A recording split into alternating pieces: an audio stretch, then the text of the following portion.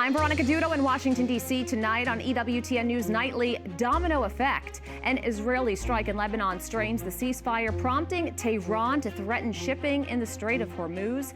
All this while the Secretary of State is in the Gulf in an effort to manage the crisis. Capitol confrontation. President Trump confronts frustrated GOP senators to demand unity on international and domestic priorities. Right Turn, we analyze how the Trump-backed populist movements are rapidly gaining traction across Latin America and transforming the region's traditional governance and political landscapes. Plus, a page-turner. For 100 years, the Vatican's Publishing House has brought us papal documents, encyclicals, and theological works. How they are celebrating this major milestone. These stories and more tonight. From EWTN, the Global Catholic Network, this is EWTN News Nightly. Thank you for being with us on the Solemnity of the Nativity of St. John the Baptist. Our top story tonight. Leaders from the U.S. and Iran publicly disagree about their interim deal actually means. That includes nuclear inspections in Iran. President Donald Trump says Iran has informed the U.S. that there are no tolls, no insurance costs, and no other charges of any kind being sought or received by Iran on ships traveling the Strait of Hormuz. The president adds, if this is false information, negotiation would end immediately. White House correspondent Owen Jensen reports. Owen. Veronica, President Donald Trump and his top diplomat, U.S. Secretary of State Marco Rubio, both discussing Iran today. The president down the street on Capitol Hill, Marco Rubio oversees this as the U.S. and Iran try to finalize a deal. Visiting Capitol Hill today, President Donald Trump updates reporters. The war is going very well. As you know, we're winning by a lot.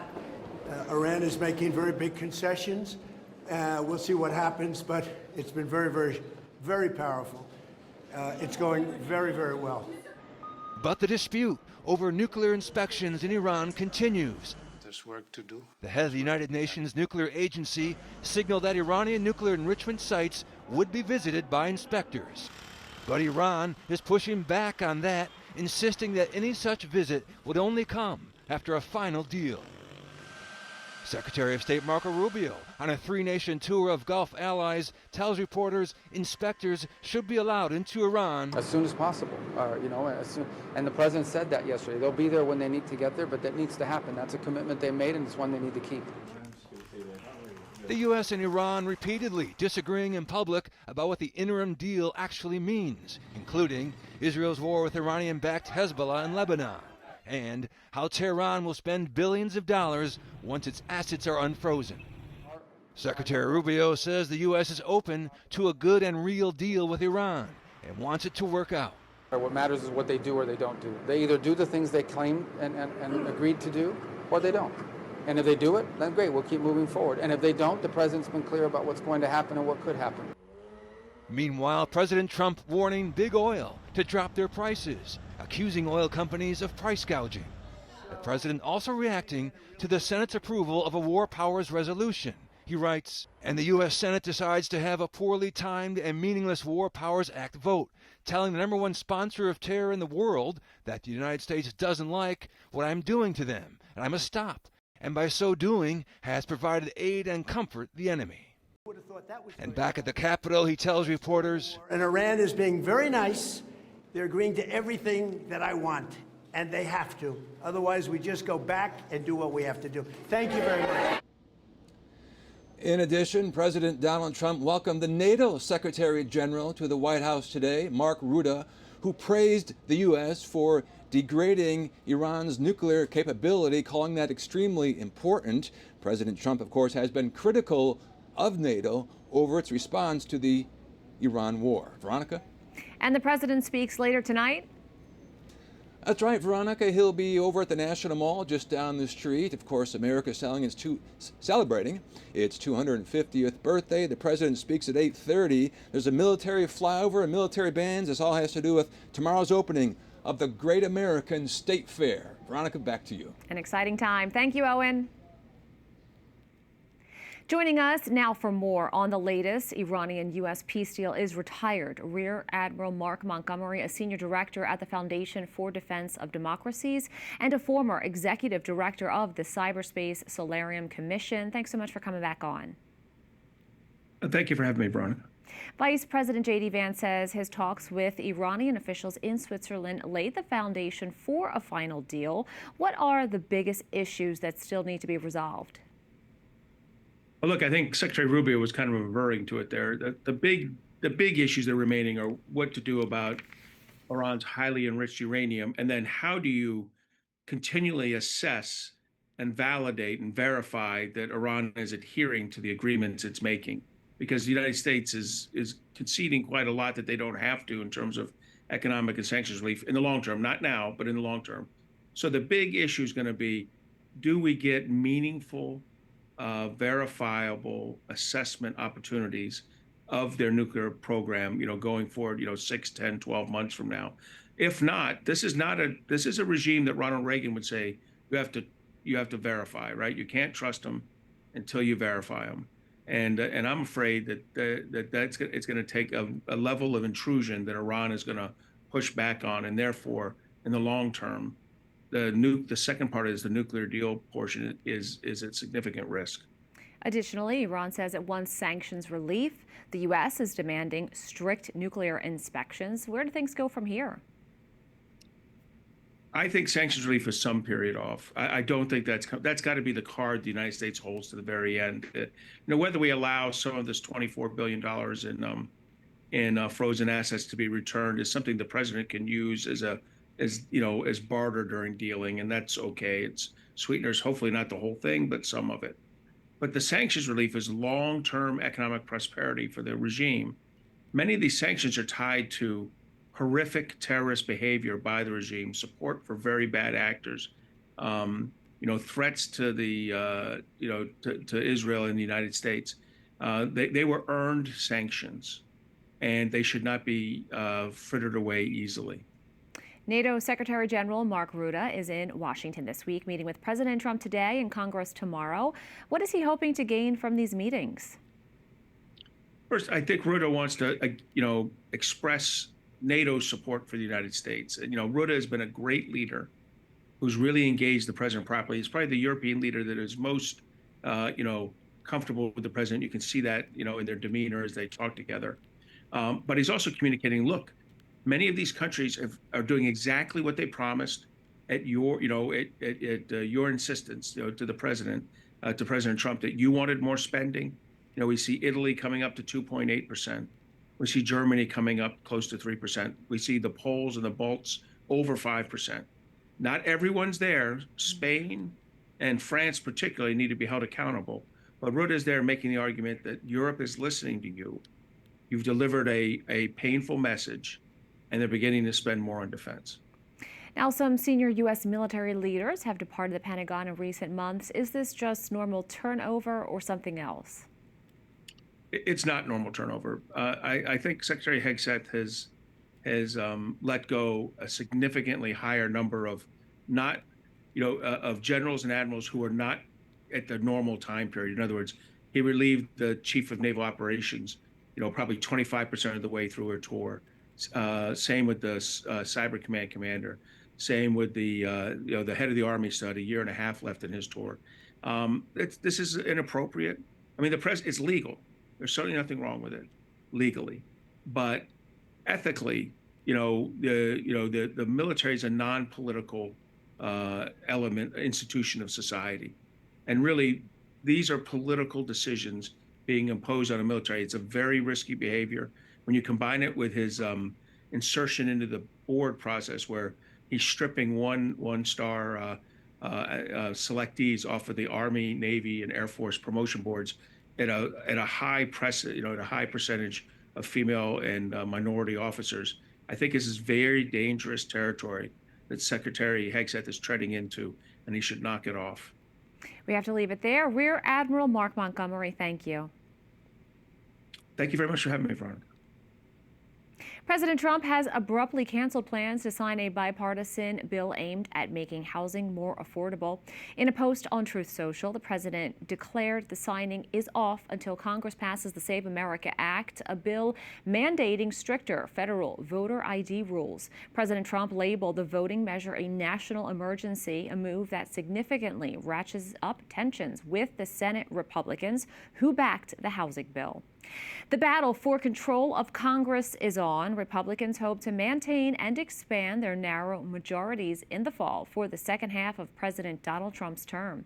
Democrats say they want to win over voters frustrated with the president on the economy and other issues. Let's check in with Capitol Hill correspondent Eric Rosales with the results of several key state primaries. Eric.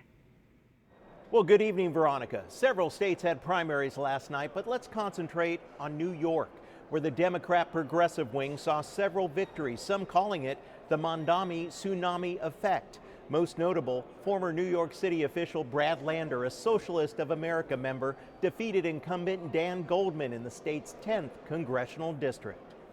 Donald Trump and the MAGA movement are going to continue to push and push and push and threaten our institutions, our norms, our values, our Constitution that define this country. That is the fight that should unite us. Another New York mayor-backed candidate, Claire Valdez, a first-term state lawmaker, easily won the Democratic nomination for an open seat in the Brooklyn and Queens area. We have declared that this movement is durable. That it is growing, and that it will not stop until working people are no longer asked to just build the table, no longer just offered a seat at the table, but will run the table. In New York's 13th congressional district, a heavily blue-leaning seat covering parts of Manhattan and the Bronx, another win for a candidate endorsed by the mayor of New York City. The politics of the past ends today. What we have built over the last 8 months and what we have delivered here today is a clear mandate that the era of taking a check and cashing a check and calling it representation is over. The wins have Republicans planning to dig deeper into their war chest come November and say democracy is at stake. And every American needs to take this seriously. You need to wake up. This upcoming midterm election is not the midterm elections of years ago. It's going to decide the direction of the country. Are we going to maintain our status as a constitutional republic on our 250th anniversary? Or are we going to make a new choice and go down some road towards a communist utopia? Democrats are confident that they can flip control of the U.S. House. On a side note, the influence of artificial intelligence is already evident. 2 political action committees affiliated with major AI companies are pumping some $20 million into several House races. At the Capitol, Eric Rosales, EWTN News Nightly. A federal judge has permanently blocked the Trump administration from enforcing key parts of its first executive order on elections. U.S. District Judge Denise Casper ruled today that the administration cannot mandate documentary proof of citizenship for voter registration, nor can it block mail-in ballots received after Election Day. Siding with arguments from Democratic attorneys generals, the judge agreed that the Constitution gives election regulating powers strictly to Congress and the states, not the president. A political shift is underway across Latin America. From Argentina to Colombia, voters are increasingly turning to the right. Joining us now to help us understand what is driving these changes is our correspondent for Así Prensa and EWTN News, Andres Enriquez. Thanks so much for joining us. Thank you so much for having me. From your vantage point on the ground in Venezuela, what political changes have you recently seen across the region? Well, many Latin American countries have shifted from socialist governments to center-right and right-wing governments in recent years. In 1999, when socialist leader Hugo Chavez came to power in Venezuela, a wave of left-wing popularity spread across the country. And with the financial support of Caracas and the logistical support of Cuba, what became known as 21st century socialism expanded throughout Latin America. And today, more than 20 years after this, I think it's safe to say that these regimes have failed, especially in economic and political and social matters. And in many countries, but particularly in Venezuela, they have led to deep crisis. And after many years of corruption, persecution, oppression, and broken promises, Latin Americans have chosen a very different path.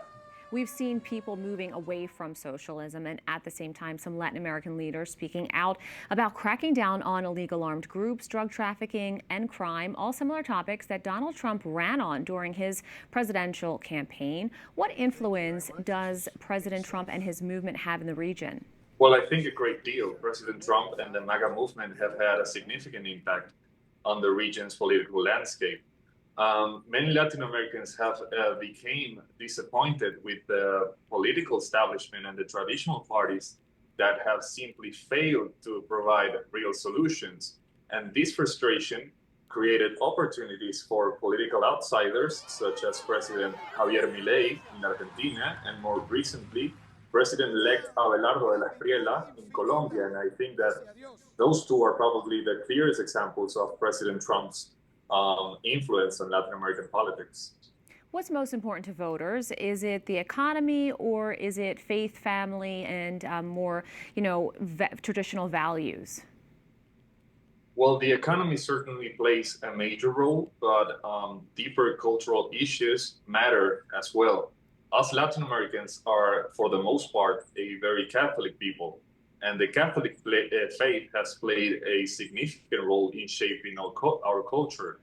And as a result, issues such as faith, family, and traditional values are very important for many voters, and they often influence how they cast their ballots. Andres Enriquez, thank you so much. Thank you for having me, too. Europe is currently sweltering under an intense continent-wide heat dome, causing record-breaking temperatures. Temperatures are skyrocketing toward a staggering 104 degrees Fahrenheit, shattering consecutive records in France and triggering extreme red alerts across the UK, where temperatures are hovering near 96 degrees. Deaths are already mounting. Officials have confirmed at least 40 drowning fatalities in France alone as desperate residents scramble for relief. With limited air conditioning across the region, authorities are warning of severe health risks from the heat.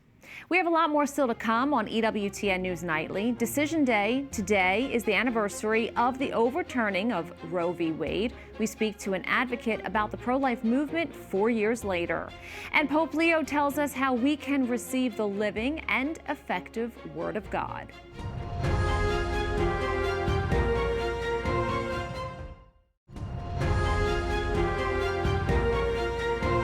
4 years ago today, the U.S. Supreme Court handed down the Dobbs versus Jackson decision, which overturned Roe versus Wade. The decision delegated abortion policy to the states, saying the Constitution does not grant a right to abortion.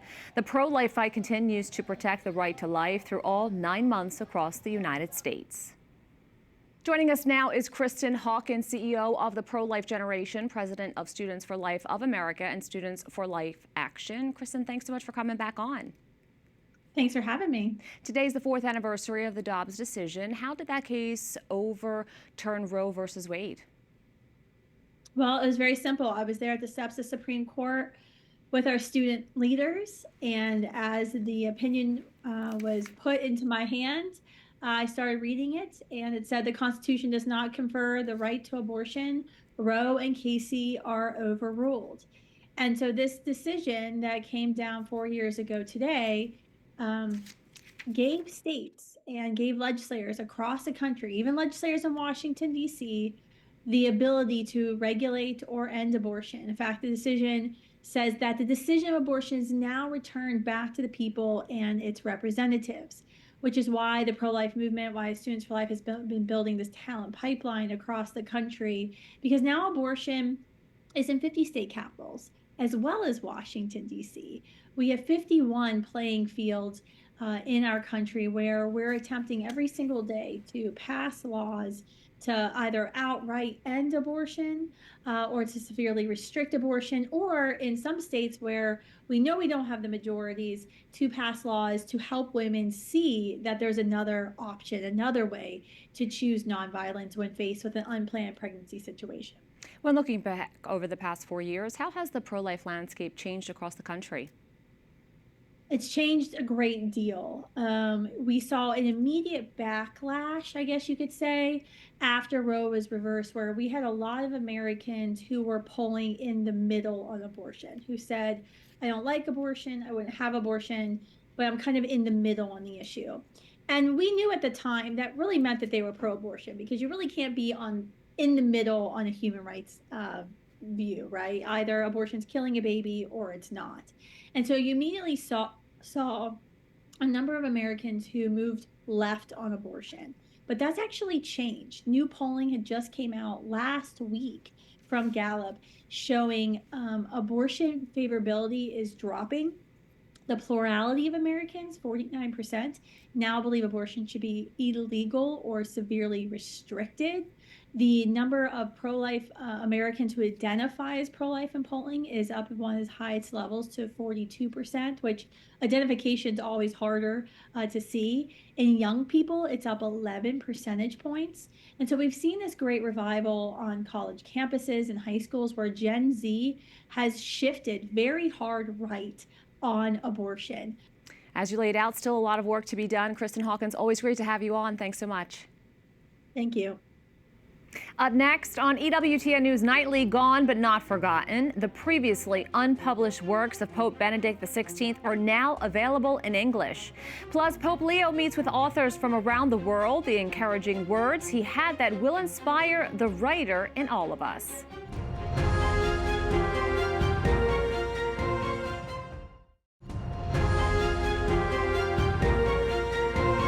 At his general audience today, Pope Leo encouraged us all to receive the living and effective Word of God. Corpo di cui il capo è il Cristo risorto. The Holy Father returned to Sacrosanctum Concilium, the Constitution on the Sacred Liturgy. It's part of his ongoing catechesis on the Second Vatican Council. Today he focused on Scripture, noting how the Council called for a richer selection to be used at the Mass. That call produced the lectionary we use today. A series of unpublished homilies by Pope Benedict XVI is now available in English. The writings are collected in a book called The Lord Holds Us by the Hand. They were originally delivered by Pope Benedict between 2005 and 2017 during the liturgical seasons of Advent, Lent, and Easter. The book was released by the Vatican Publishing House, which today celebrates a major milestone, 100 years of being in operation. It prints a variety of papal documents, encyclicals, and theological works. In celebration of the anniversary, Pope Leo spoke with writers from around the world. EWTN News' Zofia Chubek reports. Writing, as you know, is an act of truth, of revelation. Powerful words from the Holy Father, who held an audience today with writers from across the world. He called writing an act of humanity and celebrated literature for its ability to encompass the full spectrum of human experience. We spoke with several writers present at the audience who were encouraged and inspired by Pope Leo's words. I felt that his eyes were open and to what he was seeing when I was in front of him, and his ears were open to what I was saying. And it was very humbling. I felt very honored. He's one of the few leaders in the world who is capable of having the moral authority to say things that we must listen to. But the beauty of what he does is that it's done with humility, it's done with grace, and it's done with kindness. They also agree that writing has a power to foster connection and communication among people. In fact, Irish author Colin McCann believes in that power so strongly that he started a global charity that brings young people together to share stories. Well, there has been an epidemic of loneliness and isolation, particularly amongst young people. They feel they live within the expanse of their iPhone or their phone's reach. And when they get together with one another and they look one another in the eye, something extraordinary happens, because the world is held together with stories. The scientists will tell you that the world is held together with atoms and molecules, and it's true, I'm sure, but really, truly, spiritually, the world is held together with stories. And though we live in a highly digitalized society, the Holy Father emphasized the role writing plays in helping people identify with the characters they are reading about, relating to their points of view, feelings, and emotions.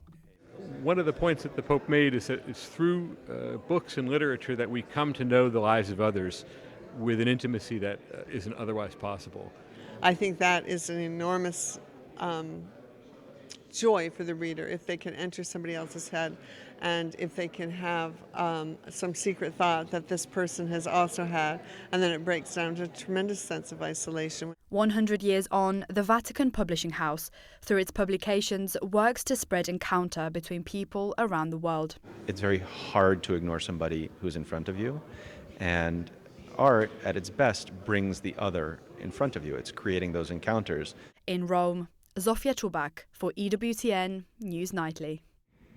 We thank you for watching tonight. Remember, you can follow us on social media, Facebook, X, YouTube, and Instagram at EWTN News Nightly. I'm Veronica Dudo. Good night and God bless.